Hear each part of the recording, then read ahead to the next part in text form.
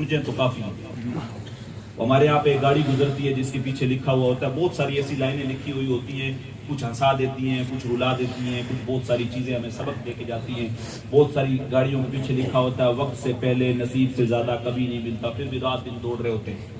ہمیں پتہ ہے جو چیزیں ہمارے ماں کے پیٹ میں جب ہم تھے تبھی اللہ تبارک و تعالیٰ ایک فرشتے کو حکم دیتا ہے فَيُؤْمَرُ بِأَرْبَعِ كَلِمَاتٍ بِكَتَبِ رِزْقِهِ وَأَجَلِهِ وَعَمَلِهِ شَقِيٌّ أَوْ سَعِيدٌ۔ چار چیزیں لکھ دی گئی ہیں، موت لکھ دی گئی ہے، رزق لکھ دیا گیا ہے، اعمال جو بھی ہم لوگ کرنے والے ہیں وہ سارا کچھ لکھ دیا گیا ہے۔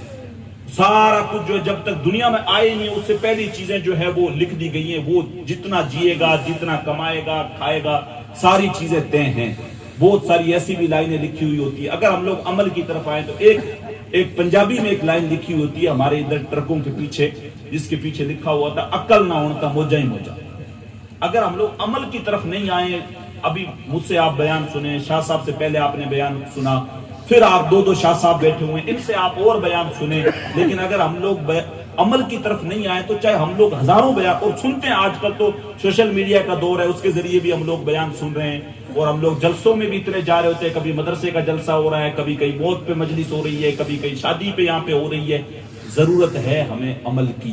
بزرگان دین کے نام کا جو جھنڈا اٹھا کے ہم لوگ چل رہے ہوتے ہیں، یا حضور علیہ الصلوۃ والسلام سے جو محبت کا دعویٰ کر رہے ہوتے ہیں، غلامی رسول میں موت بھی قبول ہے لیکن 5 وقتہ نماز قبول نہیں ہے، لیکن جمعے ہم لوگ 2 چھوڑ کے تیسرا پڑھیں گے، روزے ہم نے رکھنے نہیں ہیں، زکوٰۃ فرض ہے ہم نے دینی نہیں ہے، تو ہم لوگ کاہلی کی بنا پہ یہ نہیں کہہ سکتے کل کو قیامت کے دن کہ ہمیں پتہ نہیں تھا یا پھر ہم لوگوں کو وقت نہیں ملا، تو یہ کوئی ایکسکیوز قابل قبول نہیں ہوگا۔ نوجوان یوتھ اچھا خاصا بیٹھا ہوا ہے، آپ فون کی اسکرین کے اوپر پوری دنیا کو آپ اپنے سامنے دیکھ رہے ہوتے ہیں، کس طریقے سے پوری دنیا کے اندر معاملات ہیں، اور خاص طور سے مسلم کمیونٹی کے اگینسٹ جس طریقے کا پروپیگنڈا بنایا جاتا ہے، اور آپ کا نام صرف آپ کے مجرم ہونے کے لیے کافی ہوتا ہے۔ وہ کسی شاعر نے کہا تھا ہم ہی کو قاتل کہے گی دنیا، ہمارا ہی قتل عام ہوگا، ہم ہی کنویں کھودتے پھریں گے، ہم ہی پہ پانی حرام ہوگا۔ اور اگر یہی ذہنیت رہی اس صدی میں تو نہ کوئی عبد الحمید ہوگا اور نہ کوئی عبد الکلام ہوگا۔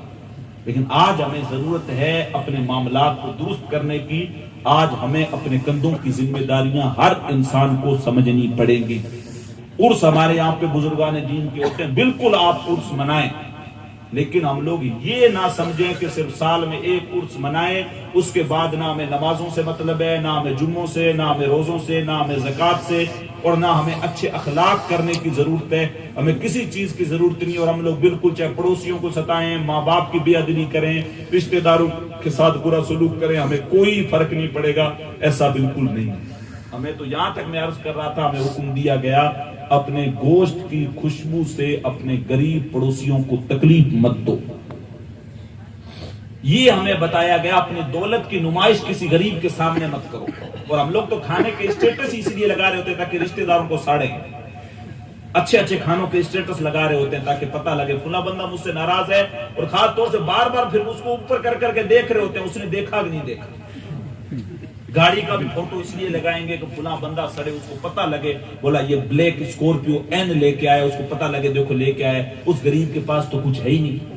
تو ہم لوگ لوگوں کو جو ہے وہ جلانے کے لیے چیزیں کر رہے ہوتے ہیں۔ کاش ہم نے جو ہے وہ اللہ سے دعا کی ہوتی کہ مالک جو چیز تو نے ہمیں نصیب کی ہے، تو اپنے فضل سے تیرے خزانے میں کوئی کمی تھوڑی ہے، تو میرے بھائی کو بھی نصیب کر دے۔ لیکن ہم لوگ حسد کی بیماریوں میں ایسے الجھے ہوئے رہے، اور ہم لوگوں نے اپنے آس پڑوس کے ماحول کو کبھی جو ہے وہ سمجھنے کی کوشش نہیں کی، کبھی سدھارنے کی کوشش نہیں کی۔ کوئی پڑوسی ہمارا 3 دن سے بھوکا ہے، ہمیں کوئی مطلب نہیں ہے، وہ کیا کسی نے کہا تھا دوپہر کو سلا دیتی ہے اپنے بچوں کو وہ اس ڈر سے، دوپہر کو سلا دیتی ہے اپنے بچوں کو وہ اس ڈر سے کہ گلی میں پھر سے کھلونے بیچنے والا نہ آ جائے۔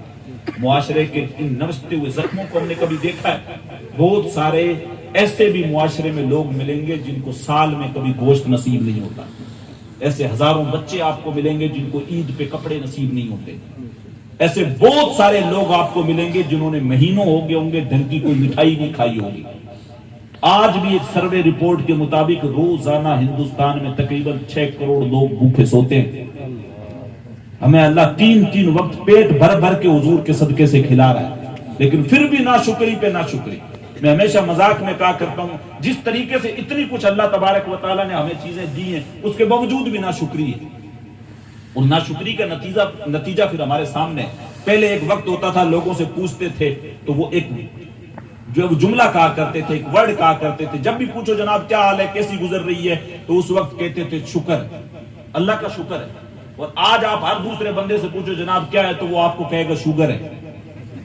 یہ حالات ہو گئے ہیں. جب ناشکری طبیعتوں کے اندر آ جائے گی پھر شوگر آنی ہے, لازمی چیز ہے. آپ دیکھو آج اچھا خاصا بندہ اسکورپیو میں گھوم رہا ہے, اچھا بنگلہ ہے, اچھا کچھ کھیتی باڑی ہے, سارا کچھ ہو رہا ہے اس کے پاس, سال کا 30-40 لاکھ کا ٹرن اوور ہے, اچھی فصل ہو جا رہی ہے. پھر بھی آپ اس سے پوچھو گے جناب کیا حال ہے, وہ منہ لٹکا کے مرے ہوئے کے اندر ایسے کہے گا حضرت بس دال روٹی والے بن رہے.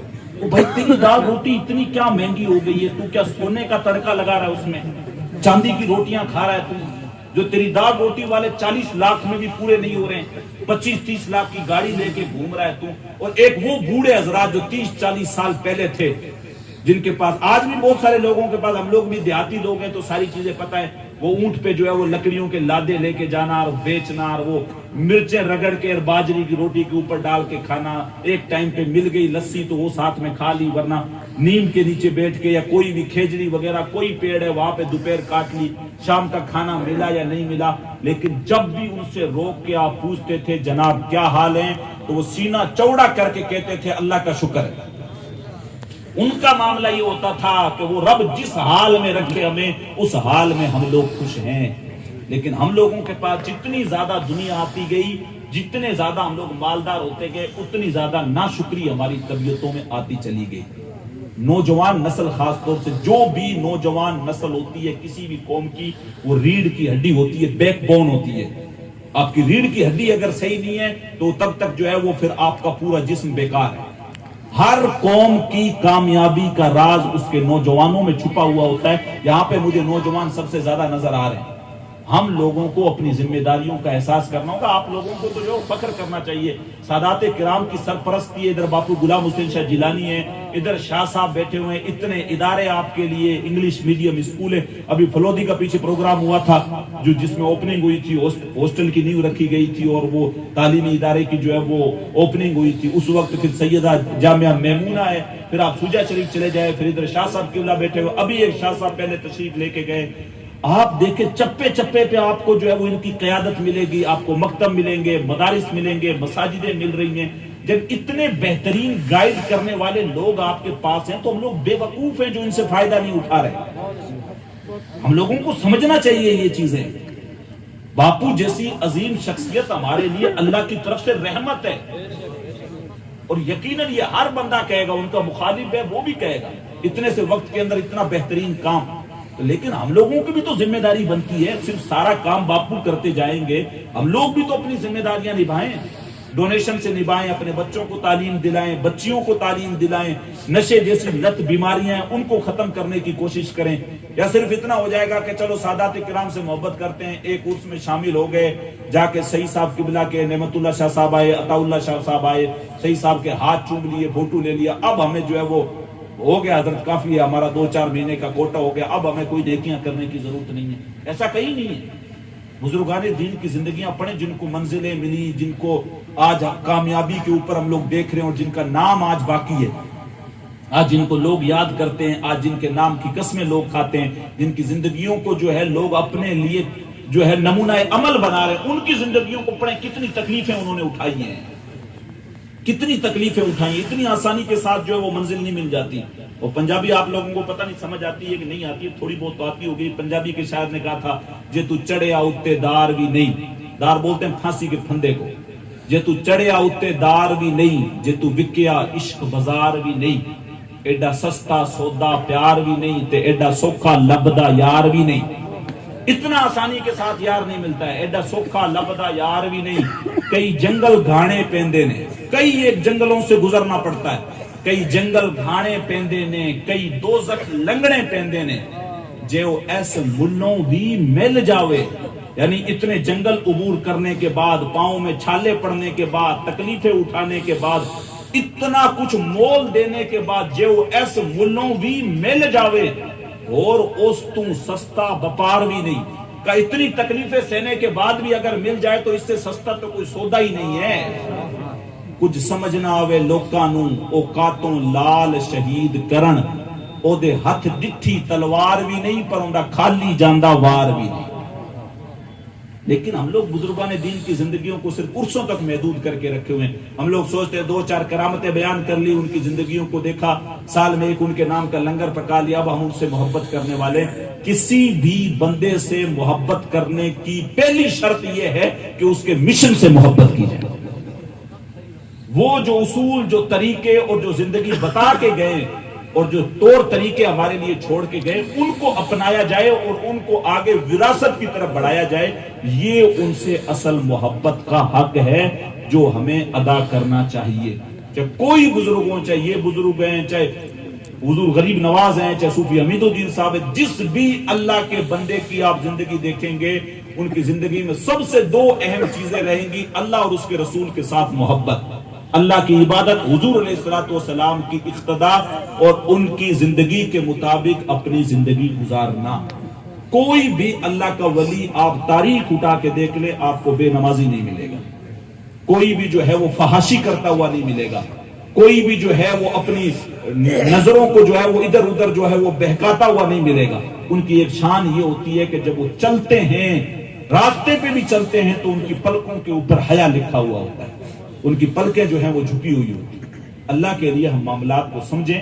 اور جس طریقے سے زمانہ کروٹ لے رہا, بھی میں بتا رہا تھا, روبوٹ کا زمانہ ہے, اے آئی آ گیا, چیٹ جی پی ٹی ہے, پتہ نہیں کون کون سی چیزیں آ رہی ہیں, لوگوں کا روزگار کھا رہی ہیں, نئی نئی چیزیں زمانے میں آ رہی ہیں. اس تیز بدلتے ہوئے دور کے اندر بھی اگر ہم لوگ سست بیٹھے رہے اور یہ سوچیں کہ کوئی صلاح الدین ایوبی آئے, کوئی عمر بن الخطاب جیسی شخصیت آئے, کوئی عمر بن عبدالعزیز آ جائے اور ایک دم سے آ کے ساری دنیا کے اوپر چھا جائے اور ہمارے سارے حالات بہتر کر دے, تو ایسا کہیں نہیں ہونے والا.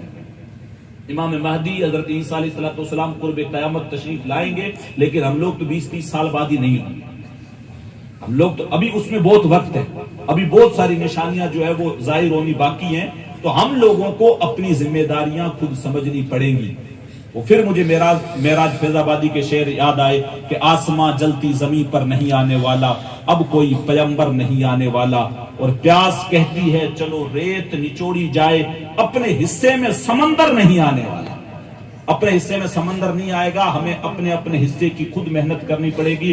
اور لاسٹ میں تو اس نے حد کر دی, کہا اپنے کعبے کی حفاظت تمہیں خود کرنی ہے, اب ابابیلوں کا لشکر نہیں آنے والا.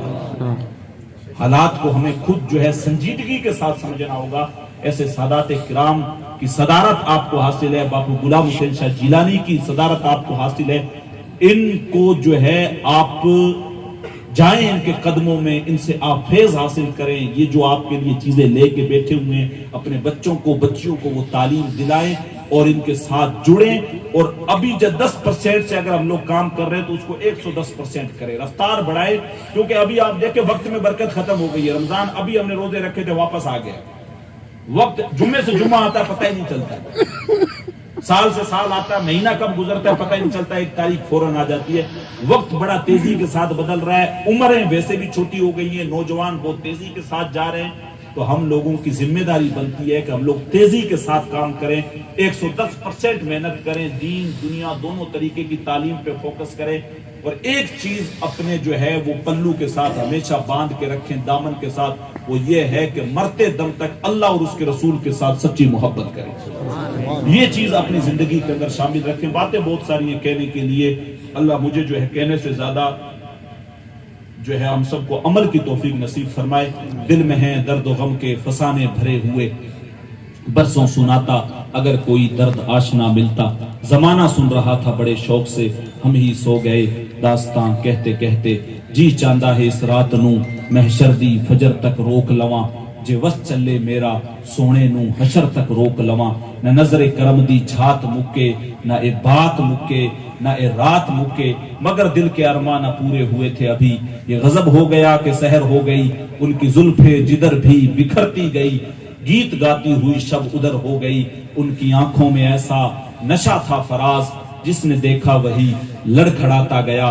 تم سے فریاد ہے اے گنبد خضرا والے، کعبے والوں کو ستاتے ہیں کلیسا والے، کی محمد سے وفا تو نے تو ہم تیرے ہیں، یہ جہاں چیز ہے کیا لوح و قلم تیرے ہیں۔ استغفر اللہ ربی من کل ذنب و اتوب الیہ وما علینا الا البلاغ۔ السلام علیکم ورحمۃ اللہ وبرکاتہ۔